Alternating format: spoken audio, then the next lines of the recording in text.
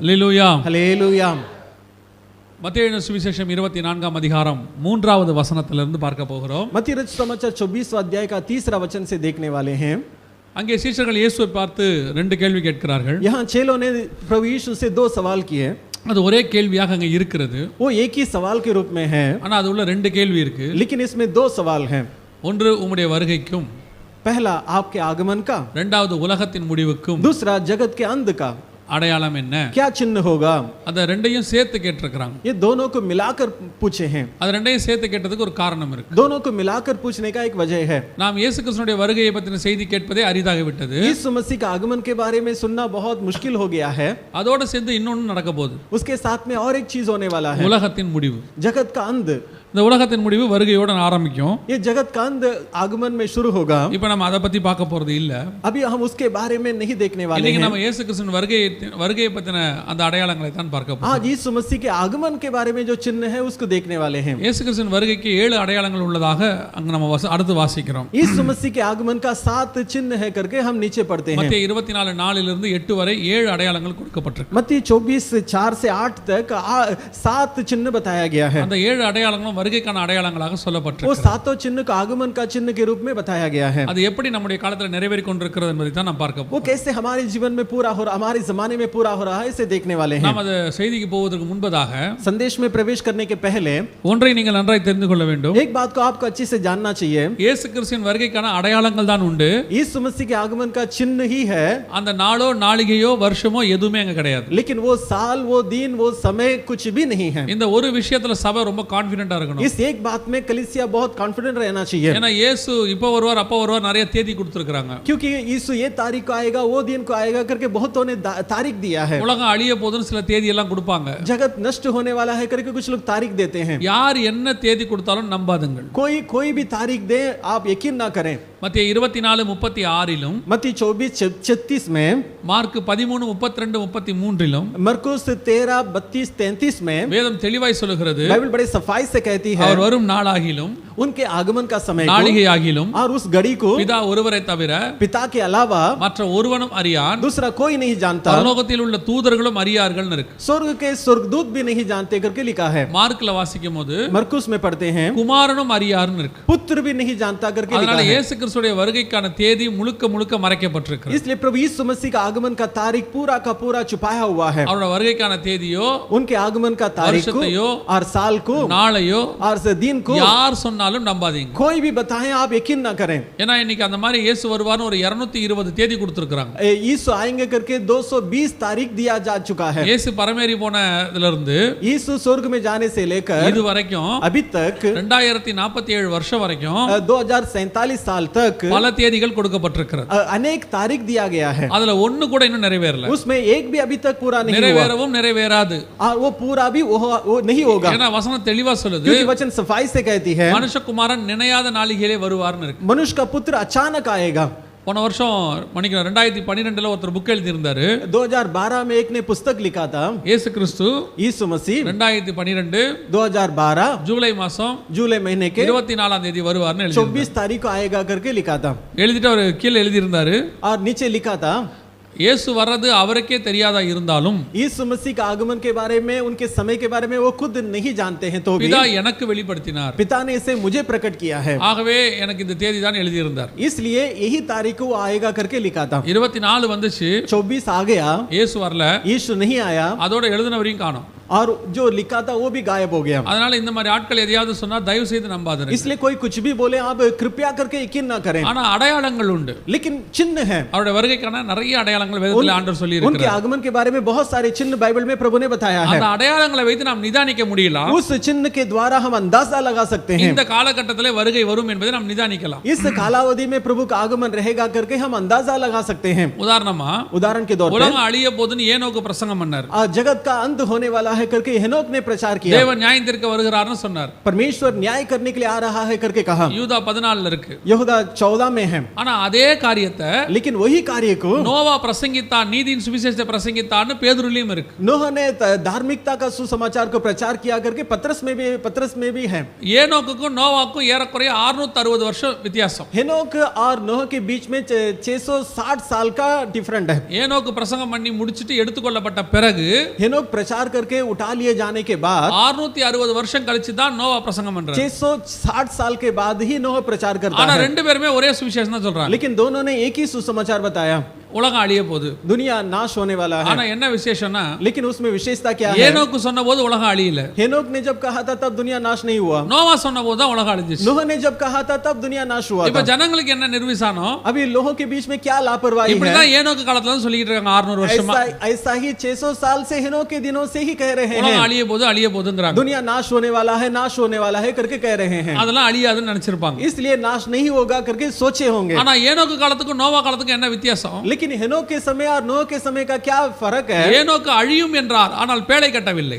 हेनोक ने कहा कि नाश होगा लेकिन जहाज नहीं बनाया। நோவா அழியும் என்றார், பேழை கட்ட ஆரம்பித்தார். नोह ने कहा नाश होगा और जहाज भी बनाया। பேழை கட்ட ஆரம்பிச்சாச்சுன்னா அப்ப கடைசி காலம் நெருங்கிருச்சு, அழிவு வரப்போகுது, அது ஒரு அடையாளம். जहाज बनाने का काम शुरू हो गया तो अंतिम समय आ गया है, विनाश इसी समय आने वाला है। இப்பவும் அதே காரியம் தான், நோவா காலத்து மாதிரி தான் இப்பவும் இருக்கு. नोह के समय के जैसा ही अभी भी है। இயேசு வராரு 2000 வருஷமா சொல்றாங்க. यीशु आ रहे हैं करके 2000 साल से कह रहे எங்க हैं। தாத்தா காலத்துல இருந்து சொல்றாங்க, हमारे दादाजी के दिनों से कह रहे हैं, அப்பா காலத்துலயும் சொன்னாங்க, पिता के दिनों में भी बोले, என் காலத்துலயும் சொல்றாங்க. और मेरे समय भी बोल रहे हैं। இதெல்லாம் இயேசு இப்போதைக்கு வர மாட்டார். यीशु अभी नहीं आएगा। நிறைய பேருக்கு நிர்விசானம், बहुत सारे लोग लापरवाही से रहते நிறைய हैं। விசுவாசிகளுக்கு நிர்விசானம், बहुत से विश्वासी लोग लापरवाह रहते हैं। ஒரு சில ஊழியர்களுக்கு கூட कुछ सेवक भी लापरवाह हो गए हैं। அவங்களே கொஞ்சம் சோர்வு அடைஞ்சிட்டாங்க. वे खुद उदास हो चुके हैं। வந்தா பாத்துக்கலாம் आएंगे तो देख लेते हैं, அப்படிங்கிற முடிவுக்கு வந்துட்டாங்க. ऐसे फैसला कर लिए। ஆனா ஒண்ணு தெரிஞ்சுக்கோங்க, लेकिन एक बात जान लीजिए, தாத்தா காலத்திலயோ दादाजी के समय में, அப்பா காலத்திலயோ पिताजी के समय में இன்னைக்கு மாதிரி வலது கையில நெத்தியிலும் முத்திரை போடுற காலம் வரவில்லை. अभी के जैसा दाहिने हाथ में माथे पे मुहर लगाने का समय नहीं था। நோவா பேழை கட்ட ஆரம்பிச்ச மாதிரி இப்ப எல்லாரும் அந்திகிறிஸ்து சாட்சிக்கு ரெடி ஆயிட்டாங்க. जैसा नूह जहाज बनाना शुरू किया था वैसा एंटीक्रिस्ट के राज के लिए सब लोग तैयार हो गए। இந்த अடையாளங்களை வைத்து நிதானிக்கலாம், அவருடைய வருகை மிக சமீபம். इन चिन्हों के द्वारा अंदाजा लगा सकते हैं कि उनका आगमन बहुत निकट है।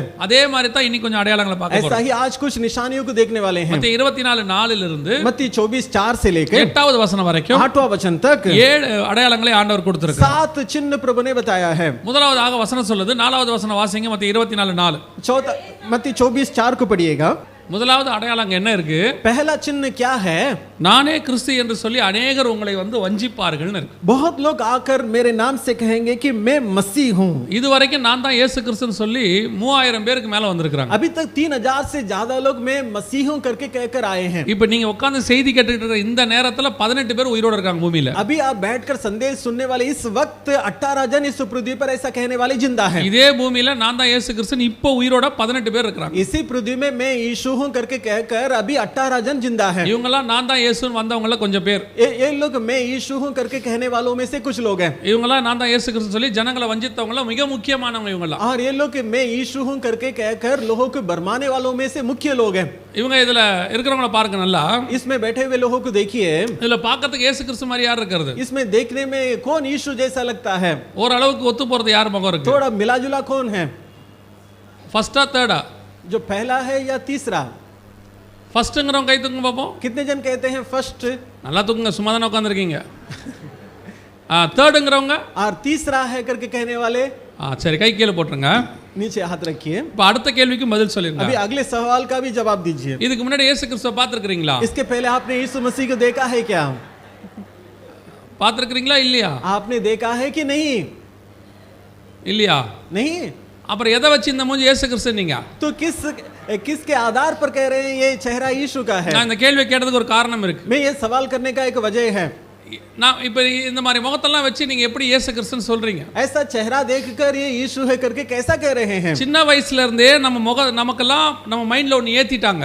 बचपन से ही हमारे दिमाग में एक बात को बिठा दिया गया है। நீல முடியோட தாடியோட ஒருத்தன் வந்தா அது இயேசு கிறிஸ்துன்னு ஏத்திட்டாங்க. लंबा बाल रखे दाढ़ी रखे कोई आएगा तो वो यीशु करके बिठा दिए। இந்த மைண்ட்ல இருக்கிற தாட்ல வச்சு தான் இவங்க எல்லாம் நம்மள ஏமாத்துறாங்க. अपने दिमाग में जो बिठाया गया है इस वजह से इसके आधार पर ही ये लोग हमें बरमाते हैं। பிசாசு வஞ்சிக்கிறதுக்கு முன்னாடி உங்களுக்குள்ள ஒரு விதையை போட்டுட்டான். शैतान बरमाने के पहले आपके अंदर एक बीज बो दिया है. எந்த விதைனா இயேசு கிறிஸ்து இப்படி இருப்பார்னு ஒரு உருவத்தை உங்க மனசுல பதிச்சிட்டாங்க. वो बीज क्या है? यीशु मसीह ऐसा रहेगा करके एक स्वरूप को आपके दिमाग में बिठा दिए. நாங்களா ஆவிக்குரிய சபைக்கு வந்த உடனே சொல்லி கொடுத்த மூல உபதேசம் ஃபர்ஸ்ட் எதுனா உங்க வீட்ல இருக்கிற இயேசுநாதர் போட்டோ சிலையெல்லாம் தூக்கி வெளியே போடுங்கன்றது. हम आत्मिक कलीसिया में आने के बाद सबसे पहले सिखाया हुआ कार्य क्या था? आपके घर में जो भी यीशु का तस्वीर है उसे निकाल के फेंक दीजिए. ஏனா இயேசு அப்படி இல்லை. क्योंकि यीशु का रूप वो नहीं है. இயேசு அதிலும் இல்லை. यीशु उसमें भी नहीं है. அதுல இயேசுக்கு பதிலா பிசாசு தான் குடி இருக்குது. वो उसमें यीशु के अलावा शैतान रहता है. அதனால தான் நிறைய பேர் வீட்ல சாபம். इसलिए बहुतों के घर में श्राप है. இப்போ இந்த இயேசு கிறிஸ்து அப்படினு சொல்ற இந்த மாதிரி போட்டோ எல்லாம் ஏன் வந்தது? அதெல்லாம் நிறைய காரணங்கள் இருக்கு. यीशु मसीह ये है करके फोटो क्यों आया, इसका बहुत से कारण हैं. இப்போ இந்த மாதிரி நம்ம மைண்ட்ல ஒன்னு ஏத்திட்டாங்க பாருங்க சின்ன வயசுல இருந்து. बचपन से अपने दिमाग में एक बात बिठा दी है ना. இயேசு இப்படி தான் இருப்பார்னு பைபிள் சொல்லுதா? यीशु ऐसा ही रहेगा करके बाइबल कहती है. பைபிள்ல ஒரு இடத்துல இயேசு இப்படி இருப்பார்னு இல்ல. बाइबल में एक भी जहां में यीशु ऐसा रहेगा करके नहीं लिखा है. பழைய ஏற்பாடு எடுத்துக்கோங்க. पुराने नियम ले लीजिए. வசனம் சொல்லுது. वचन कहती है அவர் முற்றிலும் அழகுள்ளவர். वो पूरा सुंदर है. 10000 பேர்களிலே அவர் சிறந்தவர். 10,000 में वो बेहतर है. அவருடைய கண்கள் பாலிலே கழுவப்பட்ட புறா கண்களுக்கு நதிக்கரையோரத்தில் தங்கும் புறா கண்களுக்கு ஒப்பாய் இருக்கிறது. और उनके आंखें कबूतर की आंखों के समान है जो नदी के किनारे रहती हैं. இந்த முகம் அப்படியே இருக்குது. क्या ये चेहरा ऐसा लग रहा है? எல்லாரும் கையை வேற தூக்கி ஓட்டு வேற போடுறியா? और सब मिलकर हाथ भी उठाया था और वोट भी दिया. சரி புதிய ஏற்பாட்டில் இப்படி இருப்பாரா? नया नियम में क्या वो ऐसा रहेगा? வெளிப்படுத்தின விசேஷம் சொல்லுது. प्रकाशित वाक्य कहती है அவருடைய கண்கள் அக்கினி ஜுவாலையை போலவும் उनकी आंखें आग की ज्वाला जैसा, அவருடைய தலை வெண் பஞ்சை போலவும் और उनका सिर कापूस जैसा, அவருடைய கால்கள் உருக்குளத்திலே உருக்குலைக்கப்பட்ட வெண்கலத்தை போலவும் இருந்ததுன்னு இருக்கு. और उनके पांव जो है पीतल के समान जो आग में तापा गया है ऐसा था. வசனத்துக்கும் இதுக்கும் எந்த சம்பந்தமும் கிடையாது. वचन का इसका कोई संबंध नहीं है. அதை விட பெரிய விஷயம், इससे बड़ी बात, இயேசு உயிர்த்தெழுந்து கல்லறை வாசல்ல நிக்கிறார். यीशु जी उठकर कब्र के द्वार पर खड़े हैं. கல்லறை வாசல்ல நிக்கும்போது மகதலேனா மரியாள் வந்து அவரை பார்த்து கேக்குறாங்க. कब्र के द्वार पर जो वो खड़ा था मरियम मगदलीनी उससे पूछती है. वचन சொல்லுது, वचन कहती है அவரை தோட்டக்காரர் என்று எண்ணி उनको वो मालिक समझकर அவரை வைத்த இடத்தை பார்த்தீர்களான்னு கேக்குறாங்க. क्या उसको कहां रखा है करके तुमने देखा है क्या पूछती है. ஏன் மகதலேனா மரியாள் அவரை தோட்டக்காரர் நினைச்சாங்க? मरियम मगदलीनी ने उसको मालिक क्यों समझा? மகதலேனா மரியாளுக்கு இயேசுவை தெரியாதா? क्या मरियम मगदलीनी यीशु को नहीं जानती थी? லூக்கா 8:2 சொல்லுது, लूका 2:8 कहती है கலிலேயாவிலிருந்து அவரோடு கூட ஊழியம் பண்ணி கொண்டு வந்த மகதலேனா மரியாள்னு இருக்கு. गलील से उनके साथ सेवा करके आने वाली मरियम मगदलीनी करके लिखा है. ஏறக்குறைய 3.5 வருஷம் கூட இருந்திருக்காங்க. करीब 3.5 साल साथ रह चुकी है. இயேசு உயிர்த்தெழுந்தபோது यीशु जब जी उठे அவரை தோட்டக்காரர்னு நினைச்சாங்க. उनको वो मालिक समझा.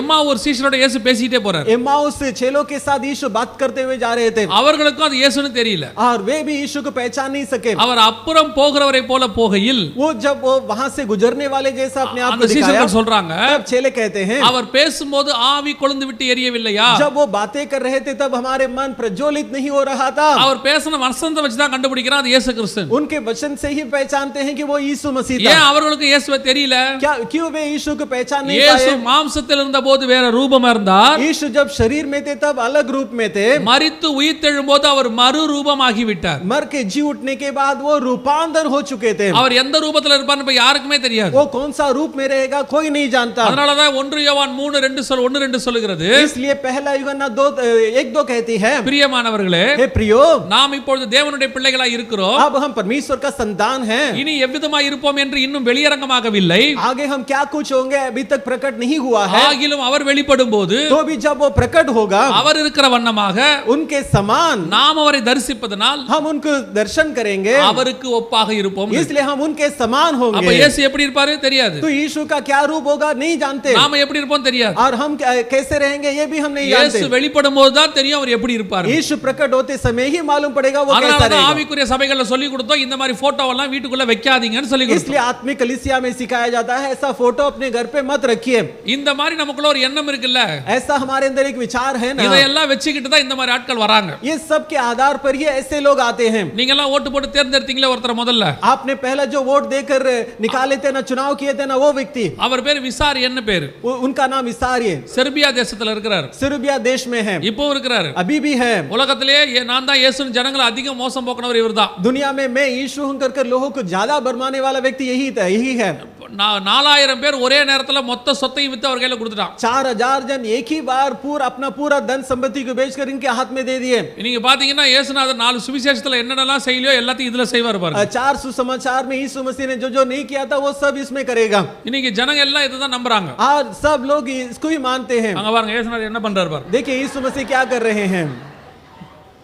என்னன்னா அந்த ஜனங்கிட்ட போய் கேட்டோம்னா उन लोगों के पास जाकर पूछेंगे அந்த ஜனங்க சொல்ற வார்த்தை என்னன்னா लोग क्या कहते हैं எதனால இவர் இயேசு நம்புறீங்க इनको यीशु करके क्यों मानते हैं. அதுக்கு அவங்க சொல்றாங்க उनका उत्तर है நாங்க இவர் மூலமா அற்புதங்களை பெற்றுக்கொண்டோம். हमने इनके द्वारा चमत्कार पाया है. இயேசு செய்த மாதிரி இவரும் அற்புதம் செய்றாருங்க. यीशु जैसा ये भी चमत्कार कर रहे हैं. நல்லா தெரிஞ்சுக்கொள்ளுங்க. अच्छे से जान लीजिए. கடைசி காலத்திலே பிசாசுகள் அற்புதங்களை செய்யும். अंतिम दिनों में शैतान चमत्कार करेगा. வெளிப்படுத்தின விசேஷம் 16ஆம் அதிகாரம் प्रकाशित वाक्य 16वां अध्याय 13-14 वचनங்கள் சொல்லுகிறது. 13 और 14 वचन कहती है வலு சர்ப்பத்தின் வாயிலும் இருந்து उस अजगर के मुंह से கள்ள தீர்க்கதரிசியின் வாயிலும் இருந்து झूठे भविष्यवक्ता के मुंह से மிருகத்தின் வாயிலும் இருந்து और उस पशु के मुंह से 3 அசுத்த ஆவிகள் புறப்பட்டு வர கண்டேன். 3 अशुद्ध आत्मा को निकलते हुए देखा. அவைகள் அற்புதங்களை செய்கிற பிசாசின் ஆவிகள்னு இருக்கு. वो चमत्कार करने वाले शैतान की आत्माएं थे. கடைசி காலத்திலே பிசாசுகள் அற்புதங்களை செய்யும். अंतिम दिनों में शैतान चमत्कार करेंगे. 2 தெசலோனிக்கேயர் 2ஆம் அதிகாரம் 9வது வசனம் சொல்கிறது. पहला थिस्सलुनीकियों 2:9 कहती है அந்த அக்கிரமக்காரனுடைய வருகை वो अधर्मी का आगमन சாத்தானுடைய செயலின்படி शैतान के कार्य के अनुसार சகல வல்லமையோடும் सारे सामर्थ அடையாளங்களோடும் चिन्ह பொய்யான அற்புதங்களோடும் இருக்கும்னு இருக்கு. और झूठे चमत्कार के साथ होगा. கடைசி காலத்திலே பிசாசுகள் அற்புதங்களை செய்யும். अंतिम दिनों में शैतान चमत्कार करेंगे. அந்த அற்புதங்கள் பொய்யானவைகளாக இருக்கும். वो चमत्कार झूठे होंगे. நீங்க அதை நம்ப கூடாது. आपको उसे यकीन नहीं करना चाहिए. நான் சொல்லுவோம், हम कहेंगे ஒரு அற்புதத்தை வைத்து ஒரு ஊழியக்காரனையோ ஊழியத்தையோ நீங்கள் நிர்ணயம் பண்ண கூடாது. चमत्कार के आधार पर किसी सेवक या सेवा का अंदाजा नहीं लगा सकते. கடைசி காலத்திலே பிசாசுகள் அற்புதங்களை செய்ய தொடங்கி விட்டது. अंतिम दिनों में शैतान अपना अद्भुत काम करना शुरू कर चुका है. ஒரு காலத்துல வெளியே செஞ்சிட்டு இருந்துச்சு. पहले के जमाने में बाहर कर रहे இப்ப थे. சபைக்குள்ளேயே செய்யுது. अभी कलीसिया के अंदर कर रहा है. நிறைய சபைகள்ல பிசாசு அற்புதம் செய்யுது. बहुत से कलीसियाओं में शैतान चमत्कार कर रहा சமீபத்துல है. ஒரு சபையில பிசாசு பயங்கரமான அற்புதம் செஞ்சு பயங்கர ஃபேமஸ் ஆயிருச்சு. हाल में एक शैतान ने इस कलीसिया में बड़ा चमत्कार किया और बहुत फेमस हो गया. ஜோமன்னா பர்ஸ்ல பணம் வருதுங்கறாங்க. और प्रार्थना करने पर पर्स में पैसा मिलता है. நிறைய சபையில நடக்குது. बहुत से कलीसिया में हो रही है. கொஞ்சம் யோசிச்சு பார்க்கணும். आप जरा सोचिएगा எப்படி பர்ஸ்ல பணம் வரும்? पर्स में पैसा कैसा आएगा. உங்க பர்ஸ்ல பணம் வருதுன்னா आपके पर्स में पैसा आता है அது तो இயேசுநாதர் கொடுத்தாருன்னா वो यीशु मसीह दे रहे हैं. நான் तो சொல்றது ஜோமனி அற்புதமா வந்துச்சுன்னா சொல்றேன். मैं प्रार्थना करके चमत्कार के द्वारा आया करके कहते हैं. அது வந்துச்சுன்னா वो अगर आएगा तो அப்ப இயேசுநாதர் அந்த நோட்டை தான் கொடுத்தாருன்னு அர்த்தம். यीशु मसीह ही वो नोट दिया है उसका मतलब ये है. ரிசர்வ் பேங்க் ஆஃப் இந்தியாங்கற நோட்டு இயேசு அடிச்சாருன்னா அந்த நோட்டுக்கு பேர் என்னது? अगर रिजर्व बैंक ऑफ इंडिया करके नोट यीशु छापेंगे तो वो नोट का नाम क्या है? அதுக்கு பேரு கள்ள நோட்டு. वो जाली नोट है. அந்த நோட்ல ரிசர்வ் பேங்க் கவர்னர் கையெழுத்தை இயேசுநாதர் போட்டு அமிச்சா அந்த கையெழுத்துக்கு பேரு போர்ஜரி. रिजर्व बैंक इंडिया उसमें वो उस नोट में वो गवर्नर का हस्ताक्षर डालेंगे तो वो फोर्जरी है. எப்படி உங்க பர்ஸ்ல Reserve Bank of India note வரும் சொல்லுங்க? कैसा आपके पर्स में Reserve Bank of India note आएगा? சரி ஓகே, இன்னொரு வேலை செய்யலாம் வேணாம். और एक काम करेंगे, வேற ஒருத்தன் பர்ஸ்ல எடுத்து இதுல வச்சிடலாம். किसी दूसरे के पर्स से निकाल कर इसमें रख सकते हैं. அதுக்கு போட்டு பண்ணா திருட்டு பணம். और वो तो चोरी का पैसा होगा. அதை ஏன் செய்ய மாட்டாரு? वो ऐसा नहीं करेगा. அப்புறம் எப்படி பர்ஸ்ல பணம் வரும்? तो पैसा पर्स में कैसा आएगा? கொஞ்சம் யோசிச்சு பார்க்கணும். आपको जरा सोचना चाहिए. நம்முடைய ஆண்டவர் சட்ட திட்டங்களோடு கூட சிலம்பம் செய்ய சொல்லி இருக்கிறார். हमारा परमेश्वर कानून के हिसाब से चलने को कहा है. இப்படி கள்ளத்தனமா பணத்தை கொண்டாட மாட்டார். ऐसा चोरी छुप के पैसा नहीं देगा. இன்னைக்கு பிசாசுகள் அப்ப அந்த அற்புதம் எப்படி நடந்துச்சு? तो ये वो चमत्कार कैसा हुआ? பிசாசு அற்புதங்களை செய்யும். शैतान चमत्कार कर सकता है. ஏன்னா அவன் பொய், क्योंकि वो झूठा है, அவன் திருடன், वो चोर है, அவன் கொல்லவும் அழிக்கவும் வருகிறான் என்று வேதம் சொல்லுது. लूटने नष्ट करने के लिए वो आता है करके बाइबल அவன் कहती பொய்யா है. அற்புதத்தை செய்வான் இருக்கு. वो चमत्कार करेगा करके लिखा है. அதனால பர்ஸ்ல பணம் வந்தாலும் வரும். इसलिए पर्स में पैसा आ सकता है. அந்த மாதிரி அற்புதங்களை நம்பாதிருங்கள். ऐसा चमत्कार को यकीन ना करें. தங்கம் கொட்டுது, सोना बरस रहा है, தங்க தூள் கொட்டுது, और सोने का पाउडर बरस रहा है, பர்ஸெல்லாம் இது பல்லெல்லாம் தங்கமா மாறுது, दांत सोना बन गया, மண்டையில மசாலா வேண்டாம், दिमाग नहीं रहना चाहिए. பல்லெல்லாம் தங்கமா மாறிடுச்சுன்னா எப்படி சாப்பிடுவியா? अगर दांत सोना बन गया तो खाना कैसा खाएंगे? எப்படி பல்லு விளக்குவியா? कैसा ब्रश करेंगे? தேய்ச்சினா தங்கம் போயிராது. आप ब्रश करेंगे तो सोना घस नहीं जाएगा.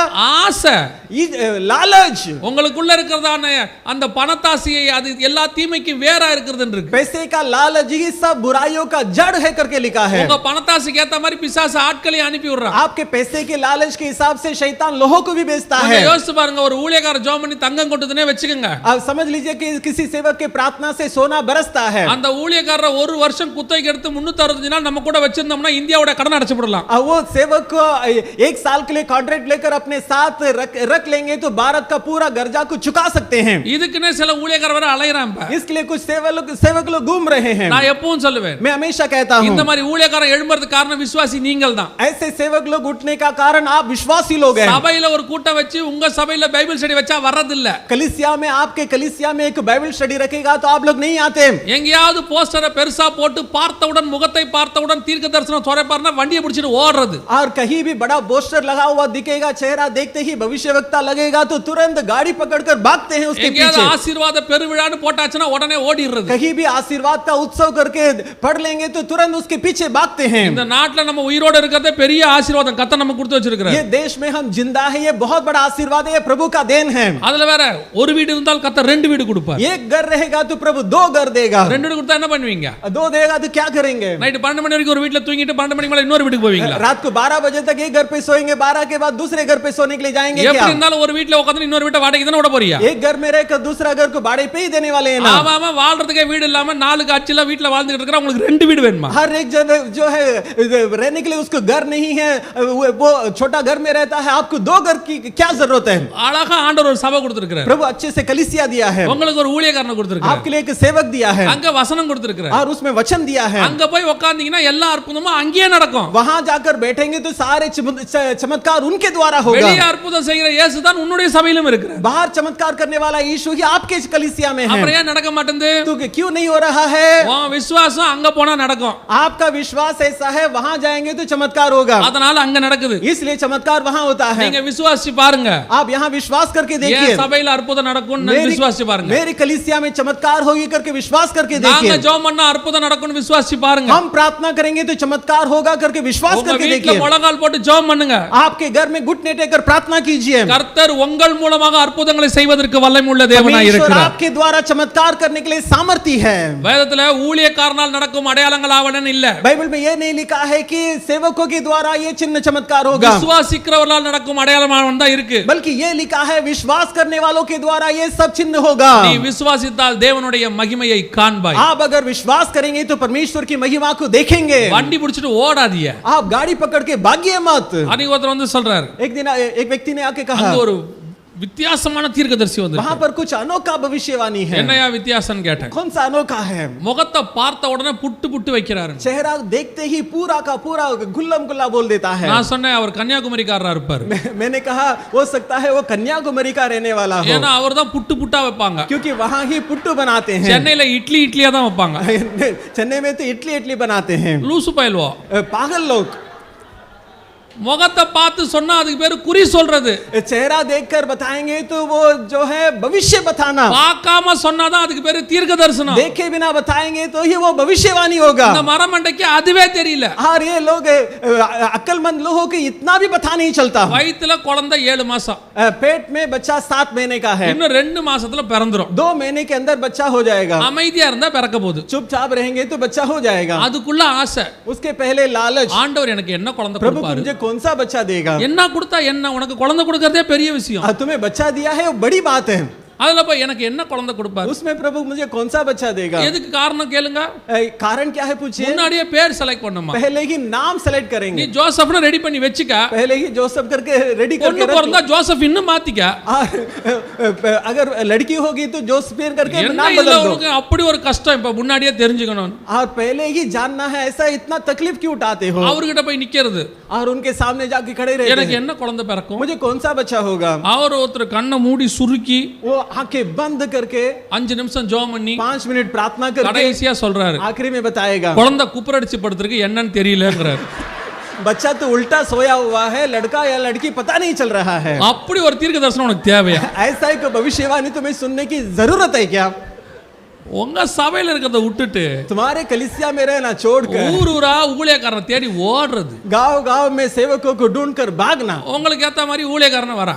आपके इस जैसा सेवक भी मिल जाते हैं। கவனிச்சுக்கொள்ளுங்க. बोलिए। உபாகமத்தின் புஸ்தகம் 13ஆம் அதிகாரம் 1-2 ஆண்டவர் தெளிவா சொல்றார். व्यवस्थावरण 13वां अध्याय का पहला दूसरा वचन में प्रभु सफाई से कहते हैं, உங்களுக்குள்ளே ஒரு தீர்க்கதரிசி ஆகிலும் अगर आपके बीच में कोई ஒரு भविष्यवक्ता சொப்பனக்காரனாகிலும் எழும்பி या सपना देखने वाले उठकर நீங்கள் அறியாத தேவனை சேவிப்போம் வாருங்கள் என்று சொல்லி आप नहीं जानने वाले ईश्वर की पूजा पाठ करेंगे அந்த करके कहकर தீர்க்கதரிசியாகிலும் சொப்பனக்காரனாகிலும் குறிப்பாய் ஒரு அடையாளத்தை சொன்னாலும் वो भविष्यवक्ता और सपना देखने वाला निश्चित रूप से एक चिन्ह बताएं तो भी, அந்த अடையாளம் நடந்தாலும் अगर वो चिन्ह पूरा हो जाए तो भी, அந்த தீர்க்கதரிசியாகிலும் சொப்பனக்காரனாகிலும் சொல்லுவதை கேளாதிருப்பீர்களாக. वो भविष्यवक्ता और सपना देखने वाले की बात को तुम ना सुनना. எதுக்காமா? क्यों?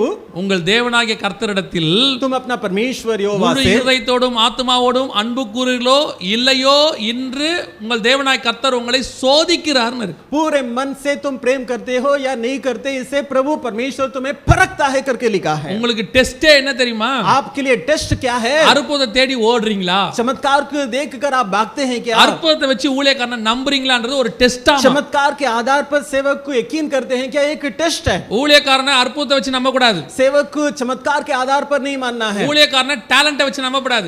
सेवक को टैलेंट के आधार पर नहीं मानना है. அவர் நல்லா பாடுறாரு, वो अच्छे से गाता है, இவர் நல்லா ஆடுறாரு, अच्छे से नाचता है, அத வச்சுலாம் ஊழியக்காரன் டிசைட் பண்ண கூடாது. इसके आधार पर सेवक का डिसाइड नहीं करना है. ஊழியக்காரனை வசனத்தை வச்சு தான் தெரிஞ்சுக்கணும். सेवक को वचन के आधार पर அந்த पहचानना है. கனிகளால் அந்த மரத்தை நீங்கள் அறியலாம். फल के द्वारा उस पेड़ को तुम पहचानोगे. வசனம் பேசுற சபையில உட்கார்ந்துருங்க. जो वचन बोला जाता है उस कलीसिया में बैठिए. நீங்க இப்படி எல்லாம் போனீங்கன்னா இந்த மாதிரி ஆட்கள் வருவாங்க. आप ऐसे भागेंगे तो ऐसे लोग आपको मिलेंगे. இப்ப 18 பேர் உயிரோட இருக்காங்க. अभी भी 18 जन जिंदा है. இன்னும் நிறைய பேர் வருவாங்க. और भी बहुत लोग आएंगे. அதுல கடைசியா வர போறது தான் அந்தி கிறிஸ்து. उसमें आखिरी में जो आएगा वही एंटी क्रिस्ट है. அவன் தான் தன்னை கிறிஸ்து என்று கடைசியாய் காட்டுவான். वही आखिरी में अपने आप को मसीह बताएगा. இப்போ அவங்களுடைய ஆட்கள்லாம் லைனா வந்துகிட்டே இருக்காங்க. अभी उसके लोग अभी लाइन से आ रहे हैं. நல்லா கவனிச்சீனா இது இப்போ இருக்கக்கூடிய ஆட்கள்ல ஒருத்தர் தான் நம்ம பார்த்தோம். अभी जो है अभी रहने वाले जिंदा रहने वाले व्यक्तियों में से एक को देखा. இது கூட பரவாயில்ல. ये तो ठीक है. இது பாருங்க, இது ஒரு அம்மா, एक माँ है. இது அமெரிக்கால இருக்கிற டிவி நடிகை. और ये अमेरिका का टीवी अभिनेत्री है. பியான்சின் பேரு. बियांसी है इसका नाम. बियांसी. அதுக்கு நடிக்கிறதுக்கு வழி இல்லாம போயிருச்சு. और वो उसको मौका नहीं मिला उसमें काम करने के திடீர்னு ஒரு लिए. நாள் எழும்பி நான் தான் இயேசு கிறிஸ்துன்றச்சு. अचानक एक दिन बोली कि मैं यीशु मसीह हूँ. அதை விட கொடுமை என்ன தெரியுமா? और इससे भयानक कार्य क्या है? இத நம்பி ஒரு 1000 பேர் சர்ச்சில் இருக்கிறாங்க. इसके बाद को यकीन करके 1000 जन चर्च में चले गए. எல்லாம் கோடீஸ்வரங்க. सब लोग करोड़पति. அந்த அம்மா ஒரு பைபிள் எழுதி இருக்குது. और ये भी एक बाइबल लिखी है. அதுக்கு பேபிள்னு பேர். அது இருக்கு பாருங்க, பச்சை கலர்ல இருக்கு பாருங்க, அது பேர் பேபிள்னு பேர். और उसमें जो हरा कलर का है वो है. அந்த அம்மாவுடைய உபதேசங்கள். और इस माँ के सिद्धांत. எனக்கு இந்த அம்மாவை பார்த்தபோது எங்க கோவம் வந்துச்சுன்னா, इसको देखकर मुझे कहां गुस्सा आया पता है? இது நான் தான் கிறிஸ்துன்னு பொய் சொல்லுது. ये मैं मसीह हूं करके झूठ बोलती है. ஆனா लेकिन ஒரே வருஷத்துல एक ही साल के अंदर பல கோடி ரூபாய் போட்டு அந்த சர்ச்சை கட்டிருச்சு பாருங்க. कई करोड़ रुपया रख के ये चर्च बना ली. द நேஷனல் சர்ச் ஆஃப் பேன் இருக்கு பாருங்க. द नेशनल चर्च ऑफ बे करके लिखा है. ஒரு நல்ல ஊழியக்காரன், एक अच्छा सेवक, அவர் ஒரு சபை கட்டறதுக்கு வாழ்நாளெல்லாம் உயிரை வைக்க வேண்டியிருக்கு. एक कलीसिया बनाने के लिए उसको पूरा जिंदगी दाव पे लगाना पड़ता है. ஒரு சர்ச் கட்டி முடிக்கிறதுக்குள்ள உயிர் போய் உயிர் வந்துருது. एक चर्च बना के पूरा करने के पहले जान निकल कर फिर आता है. ஒரு கள்ள உபதேசம், एक झूठा அது शिक्षक, இயேசுன்னு சொல்லுது, वो खुद को यीशु कहती है, அதுகிட்ட கொண்டு போய் பணத்தை கொட்டுறான். उसके पास ले जाकर पैसे को बरसते हैं. நான் கடைசியா ஒன்னு கண்டுபிடிச்சேன். मैं आखिरी में एक बात तो ढूंढ के निकाला. இந்த கள்ள தீர்க்கதரிசி கள்ள ஊழியக்காரங்கிட்ட தான் பணத்தை ஜனம் கொண்டு போய் கொட்டுறாங்க. ये झूठे सेवक और झूठे भविष्यवक्ता के पास ही लोग पैसे को ले जाकर डालते हैं. நல்ல ஊழியக்காரனுக்கு கொடுக்கிறதுக்கு யோசிக்கிறாங்க. अच्छे सेवक को देने के लिए सोचते हैं. கவனிச்சுக்கொள்ளுங்க, अच्छे से ध्यान दीजिए. இது பியான்சின் பேர். ये बियांसी इसका नाम है. இதெல்லாம் பாக்கும்போது உங்களுக்கு என்ன தோணும்னா, इस सब को देखते समय आपको क्या लगेगा? வெளிநாட்டுல இருக்கிறவன்லாம் அறிவு கட்டவன், विदेश में सब मूर्ख है, எல்லாரையும் நம்புறான் हम सबको यकीन करते அப்படின்னு हैं. யோசிச்சீங்கன்னு வச்சுக்கங்க. वे सबको यकीन करते हैं, ऐसा सोचेंगे तो. இவர் நம்ம ஊர்க்காரு. ये हमारे गांव के हैं. இவர் பேர் வந்து சக்திவேல்னு பேரு. इसका नाम है शक्तिवेल. Facebookல இவருடைய ஐடி இருக்கு. फेसबुक में इनका आईडी है. இவர் தன்னை ஜீசஸ் சொல்லிட்டு ये இருக்காரு. खुद को जीसस कह रहे हैं. ஸ்பெஷாலிட்டி என்னன்னா இவர் திருநெல்வேலிக்காரர். और स्पेशलिटी ये है तिरुनेलवेली का है. என்ன ஒரு பெரிய ஆச்சரியம்னா, ये बड़ा चमत्कार ये है, இவர் கொஞ்சம் நியாயமான திருடன். ये थोड़ा ईमानदारी का चोर है. என்ன நியாயமான திருடனா, ईमानदार चोर कैसा है? அவரோட Facebookல அது எழுதி இருக்காரு பாருங்க. और उसमें वो लिखा है, देखिए, தயவு செய்து என்னை யாரும் பிதாவாகிய தேவன் என்று சொல்ல வேண்டாம். कृपया करके मुझे कोई भी पिता परमेश्वर ना कहें. நான் இயேசு கிறிஸ்து மட்டுமே. मैं केवल यीशु मसीह हूँ. என்ன நியாயம் பாருங்க. कितना ईमानदार है देखिए। திருடன்லயே நம்ம சொல்லுவோம்ல நல்ல திருடன் ஒருத்தர் இருக்கான்ல கல்லன்ல, और चोरों में ईमानदार चोर भी होता है ना, அந்த மாதிரி ஒரு நல்ல திருடன், वैसा ही ईमानदार चोर है। அவர் ஒன்லி ஜீசஸ் மட்டும் தானாமா। वो केवल यीशु करके कह रहा है। இன்ன கொடுமைன்னு கேட்டீங்கன்னா और भी इसमें अत्याचार क्या है, இவனையும் ஒரு 700 பேர் ஃபாலோ பண்றாங்க। और इसके पीछे भी 700 जन लगे हैं। இவங்க சொந்தக்காரங்க எல்லாம் சொல்றாங்க இவன் திருடன்னு, इसके रिश्तेदार कह रहे हैं ये चोर है, ஆனாலும் நம்ப மாட்டான்। तो भी नहीं मानते। இந்த மாதிரி நிறைய பேர் இப்ப வர தொடங்கிட்டாங்க। ऐसे बहुत सारे लोग आ चुके हैं। தயவு செய்து விசுவாசிகள் ஜாக்கிரதையா இருங்க। कृपया करके विश्वासी लोग सावधान रहें। இதுக்கெல்லாம் என்ன காரணம் ये தெரியுமா? सब का वजह क्या है? வசன அறிவு இல்லாததுதான்। वचन का जानकारी ना होना।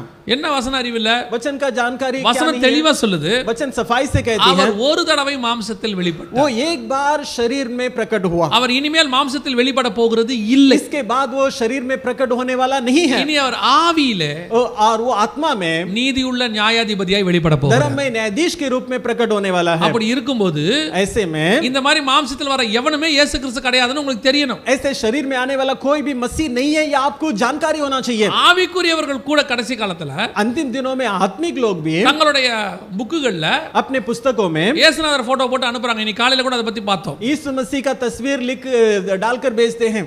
அதுக்கு அவங்க காரணம் சொல்றாங்க। इसका वजह वे बताते हैं। ஒரு ஊழியக்காரர் என்னோட பேசிட்டு இருந்தார்। एक सेवक मुझसे बात कर रहे थे। அப்ப அவர் சொன்னாரு, तब उन्होंने कहा எங்க வீட்ல என் பிள்ளை வந்து கேக்குது, मेरे घर में मेरे बच्चे आकर पूछते हैं, எங்க தாத்தா பாட்டி படம்லாம் இருக்கு, दादाजी और नानी जी का सबका फोटो है, இப்ப இயேசுநாதர் எப்படினா இயேசு எப்படி ஏசப்பா எப்படி இருப்பார்னு கேக்குது, तो यीशु पिता कैसा रहेगा, उनका रूप क्या रहेगा करके நான் என் पूछते பிள்ளைக்கு हैं। என்ன பதில் சொல்றதுன்னு मैं கேட்டேன்। अपने बच्चे को क्या जवाब दूं? அதுக்கு தான் பதில் ரொம்ப சிம்பிள்। उसके लिए जवाब बहुत आसान है। பிள்ளைகிட்ட சொல்லுங்க, बच्चों से कहिए, ரூம்ல போய் கதவை சாத்திட்டு முழங்கால் போட்டு ஜெபம் பண்ணு, रूम में दरवाजा बंद करके घुटने टेकर प्रार्थना करो, ஏசப்பா வாங்க உங்களை பார்க்கணும்னு கேளு, यीशु पिता आइए आपको मुझे देखना है ऐसा मांगो, வருவாரு பாத்துக்கன்னு சொல்லுங்க। वो आएगा तुम उसे देख लेना। நம்ம சத்தத்துக்கு செவி சாய்க்கிறோரோ இல்லையோ, பிள்ளையின் சத்தத்துக்கு கர்த்தர் கண்டிப்பாய் செவி சாய்ப்பார்। प्रभु हमारे बात को माने या ना माने, लेकिन हमारे बच्चे के बात को वो जरूर मानेगा। புதிய ஏற்பாட்டு பிரமாணமே नया नियम का नियम क्या है? கண்டு விசுவாசிக்கிறவனிலும் காணாமல் விசுவாசிக்கிறவன் தான் பாக்கியவான்। देखकर विश्वास करने वाले से न देखकर विश्वास करने वाला ही धन्य புதிய है। ஏற்பாட்டு சபையில இயேசு கிறிஸ்து எப்படி இருப்பார்னு தெரியாது, அவர் வரும்போது மட்டும் தான் தெரியும்। नया नियम की कलीसिया में यीशु मसीह का क्या रूप होगा ये किसी को पता नहीं, उनके आगमन में ही पता चलेगा। நடுவுல மாம்சத்தில் வர எவனும் இயேசு கிறிஸ்து இல்லை, தயவு செய்து ரொம்ப கேர்ஃபுல்லாக இருங்க। बीच में शरीर में आने वाला कोई भी व्यक्ति यीशु मसीह नहीं है, कृपया करके बहुत सावधान रहें। இது முதலாவது அடையாளம்। ये पहला இந்த चिन्ह है। நேரத்துல நான் இன்னொன்னு உங்களுக்கு சொல்லிறேன்। இப்போ ஒரு கள்ள உபதேசம் வேகமா இந்த மாசம் பரவிக்கிட்டு இருக்கு। अभी इस महीने से एक झूठा नया सिद्धांत बहुत तेजी से निकल रहा है, ரொம்ப காலமா இருக்கு, बहुत दिनों से है, இப்போ ஆக்ரோஷமா ஊழியம் பண்றாங்க அவங்க। लेकिन बड़े रफ्तार से अभी सेवा करना शुरू किए இவர் हैं। பேரு வில்லியம் பிரன்னாம் பேரு। इनका नाम है विलियम பிரன்னாம்। ब्रनान। இந்த வில்லியம் பிரன்னாம்ங்கறவர் ஒரு ஊழியக்காரராக இருந்தவர்। विलियम ब्रनान पहले सेवक थे, அவர் இறந்து போயிட்டாரு। वो मर गए, இவர்தான் திரும்பி வர போற இயேசு கிறிஸ்துன்னு இவரை ஃபாலோயர்ஸ் நம்பிட்டு இருக்காங்க உலகம் ஃபுல்லா। और इनका अनुकरण करने वाले लोग दुनिया भर में मानते हैं यही वापस आने वाला है। ஏழாம் தூதன்னு சொல்வாங்க, सातवां स्वर्गदूत करके कहते हैं, இவர்தான் இயேசுன்னு சொல்வாங்க। इनको यीशु कहते हैं, தலைக்கு மேல ஒளிவட்டம் தெரியுதும்பாங்க। और इनके सिर के ऊपर रोशनी दिखाई देता है। பைபிள்லயே இயேசுநாதருக்கு மேல தலை ஒளிவட்டம் இல்ல, बाइबल में यीशु मसीह के सिर के ऊपर रोशनी नहीं है, இவர் தலைக்கு மேல இருக்கும்பாங்க। लेकिन इनके सिर के ऊपर रोशनी இந்த दिखाई மாதிரி दे रहा ஆட்கள் நிறைய பேர் வருவாங்க। है। ऐसे लोग बहुत से आएंगे, வில்லியம் பெர்னாம் திரும்பி வருவாரு, வில்லியம் பெர்னாம் திரும்பி வருவாரும்பாங்க। विलियम ब्रनान वापस आएंगे करके कहते हैं। தயவு செய்து அப்படிப்பட்ட ஆட்களை நம்பாதீர்கள், மிகப்பெரிய கள்ள உபதேசம்। कृपया करके ऐसे लोगों पर यकीन ना करें, ये बहुत बड़ा झूठा सिद्धांत है। இதுக்கு தான் நான் ரொம்ப ஈஸியா ஒரு வழி சொல்வேன்। ये बहुत आसान तरीका बताता हूं। அந்தந்த சபை விசுவாசி हर एक कलीसिया के विश्वासी அந்தந்த சபையில மட்டும் இருங்க। आप अपने अपने कलीसिया में रहिए। யாராவது பைபிள் ஸ்டடி கூப்பிடுறாங்க, कोई भी बाइबल स्टडी में बुला रहा है, ஒரு புதுசா ஒருத்தர் வந்திருக்காரு, வித்தியாசமா எடுக்கிறாரு, एक नया व्यक्ति आया है, कुछ अनोखा तरीका से இப்போ बाइबल स्टडी இப்போ ले ஒரு रहा ஆவி है, பிடிச்சு ஆட்டுது எல்லாரையும்। और ऐसे अभी एक आत्मा सबको कब्जे में रखा நாம है। எபிரேய மொழி படிக்க போறோம், हम इब्रानी भाषा सीखने वाले हैं கிரேக்க மொழி படிக்க போறோம், और ग्रीक सीखने वाले हैं। இது இன்னும் தமிழே படிச்சு முடிக்கல अभी பைபிள்ல। तक तमिल पढ़ के पूरा नहीं किया बाइबल இது में, எபிரேய மொழியில போய் கிழிக்க போகுது இப்போ आप உட்கார்ந்து। इब्रानी भाषा पढ़ के फाड़ने वाले हैं। நான் உங்களை சொல்ல, நீங்க எல்லாம் தங்கம்। मैं आपको नहीं कहते आप तो सोना हो। நான் சொல்றதெல்லாம் குஜராத்துக்கு அந்த பக்கம் मैं तो गुजरात के उस पार के लोगों புதுசு को புதுசா வரானுங்க नए नए लोग आते हैं। நீங்களும் போய் அந்த மாதிரி ஆள்கிட்ட தான் மாட்றிய आप भी वो ऐसे लोगों के पास जाके நான் फंसते हैं। எபிரேய மொழி சொல்லி கொடுக்கறவங்க எல்லாம் தப்பானவங்கன்னு சொல்லல और या क्या ऐसे लोगों को गलत कहिएगा। என்னோட நண்பர் கூட சொல்லி கொடுக்கறாரு அவர் நல்லா சொல்லி கொடுப்பாரு मेरे मित्र भी बताते हैं ஆனா कि वो अच्छे மோசம் से- போக்குறவங்க நிறைய பேர் இருக்காங்க लेकिन भरमाने वाले बहुत सारे हैं நியாய பிரமாணத்துக்கு நேரா திருப்பிடுறாங்க और उन्हें व्यवस्था की तरफ घुमा देते हैं। எனக்கு தெரிஞ்ச நான் கேள்விப்பட்ட ஒருத்தர் ரொம்ப முக்கியமான ஒரு ஊழியக்காரரு मैं सुना हुआ एक मुख्य सेवक அவர் நியாய பிரமாணத்துக்கு திருப்பி யூதர்களுக்கு பின்னாடியே போயிட்டாரு और वो व्यवस्था में मुड़कर फिर यहूदियों के पीछे चले गए। காரணம் எபிரேய மொழி படிக்கிறேன்னு சொல்லி कारण इब्रानी भाषा सीखता हूं कहकर। உங்களுக்கு என்ன மொழி தேவையோ அந்த மொழியில பைபிள் இருக்கு உங்களுக்கு आपको जो भाषा है आपके भाषा में बाइबल है। உங்க வாழ்நாள்ல அந்த பைபிளை ஒழுங்கா படிச்சிட்டீங்கன்னா போதும் आप अपनी जिंदगी भर में उस बाइबल को ठीक से पढ़िए काफी है। மராத்தியில பைபிள் இருக்கும் ஹிந்தில இருக்கும் இங்கிலீஷ்ல இருக்கும் தமிழ்ல இருக்கும் இத முடிங்க முதல்ல मराठी में बाइबल हो, हिंदी में बाइबल हो, अंग्रेजी में हो, इससे पहला पढ़ के पूरा कीजिए। அப்புறமா எபிரேய கிரீக்குக்குலாம் போலாம் நீங்க और उसके बाद इब्रानी ग्रीक में जा सकते हैं। நீங்க படிக்கிறது நான் குறை சொல்லல आप पढ़ाई करते हैं इसको गलत नहीं कहता। முதல்ல உங்க உபதேசம் அஸ்திவாரம் கரெக்ட்டா இருக்கணும் पहला आपका सिद्धांत उसका नींव सही होना चाहिए। அதுதான் ரொம்ப முக்கியம் यही बहुत मुख्य है। தயவு செய்து ரொம்ப கேர்ஃபுல்லா இருந்துக்கொள்ளுங்க कृपया करके बहुत सावधान रहिए। வீடு வீடுக்கு ரெண்டு பேரா வருவாங்க घर में दो जन आएंगे, இயேசுவை பத்தி பேச விரும்புறோம்பாங்க कहेंगे यीशु के बारे में बात करना चाहते हैं। நீங்க கையில பைபிளோட யார் வந்தாலும் வீட்டுக்குள்ள உட்கார வச்சு டீ போட்டுருவீங்க हाथ में बाइबल लेके कोई भी आ जाए उनके लिए चाय बनाने लग जाएंगे அப்புறம் அவன் கொஞ்ச நேரம் பேசுவாங்க और फिर वे कुछ देर बात करेंगे। நீங்க ஆனு வாயை பொளந்துட்டு அவனையே பாப்பீங்க आ करके मुंह खोल के उसकी ओर देखते ஏன்னா रहेंगे அவன் நல்ல வேகமா எடுப்பான் பாருங்க क्योंकि வசனம் बहुत तेजी से वचन निकालता है वो। நான் எப்பவும் சொல்லுவேன் हमेशा कहता இந்த हूँ கள்ள உபதேசக்காரன் நல்ல வசனம் பேசுவான் झूठे शिक्षक बहुत अच्छा वचन बोलते हैं, இந்த நல்ல உபதேசக்காரன் வசனத்தையே படிக்க மாட்டான் लेकिन सही सिद्धांत रखने वाले वचन पढ़ते ही नहीं है। அவன் 25 வசனம் நல்லா பேசுவான் वो 25 वचन को अच्छे से बोल देता है உங்களுக்கு அந்த 25 வசனம் தெரியாது और आपको वो 25 वचन आएगा அப்படியே அவனை आता नहीं है। பார்த்துக்கிட்டே உட்கார்ந்திருப்பீங்க आप ऐसा देखते बैठे रहेंगे। அடுத்து ஒன்னு சொல்லுவான் उसके बाद कहेगा வரீங்களா நாங்க ஒரு பைபிள் ஸ்டடி எடுக்கிறோம் உங்களை கூட்டிட்டு போறோம் आप आएंगे क्या, हमारा एक बाइबल स्टडी है उसमें आपको ले जाएंगे। அவங்ககிட்ட நீங்க ஒரு சாட்சி சொல்லுவீங்க பாருங்க அதான் இருக்கிறதுலே கொடுமையான சாட்சி और उनके सामने आप एक गवाही देंगे, वो एक भयानक गवाही है।